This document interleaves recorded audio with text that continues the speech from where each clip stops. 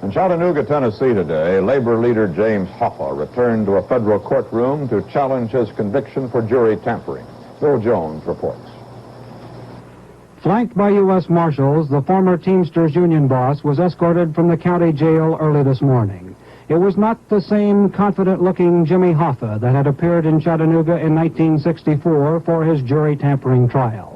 Hoffa was convicted in that trial and has been in prison for the past 30 months, serving an 8-year sentence. His return to the same federal court building today came after a U.S. Supreme Court-ordered hearing. Hoffa has maintained that his rights were violated by electronic eavesdropping, which tainted the evidence in the jury tampering trial. Until today, the government attorneys had termed the bugging charges incredible and emphatically and categorically denied them.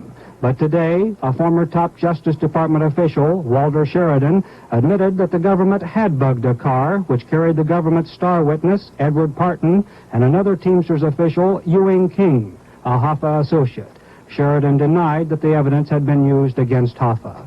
Late this afternoon, federal judge Frank Wilson ordered the government to furnish a transcript of the conversation between Parton and King. Hoffa's wife and daughter were in the courtroom when he arrived this morning. About an hour after the hearing had started, Mrs. Hoffa fainted and had to be carried from the courtroom. Her condition is described as satisfactory tonight. The 56-year-old Hoffa used the same eavesdropping arguments in Chicago last month in an attempt to get a fraud conviction overturned. However, he was unsuccessful. Of course, remains to be seen whether or not Mr. Hoffa has enough new evidence this time to get his conviction overturned.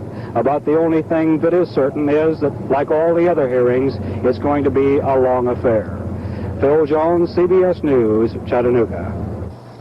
One witness in the Hoffa case today, an FBI official, testified that the government has transcripts of 1,317 instances of electronic eavesdropping in investigating labor. He said only 7 of those logs involved Hoffa.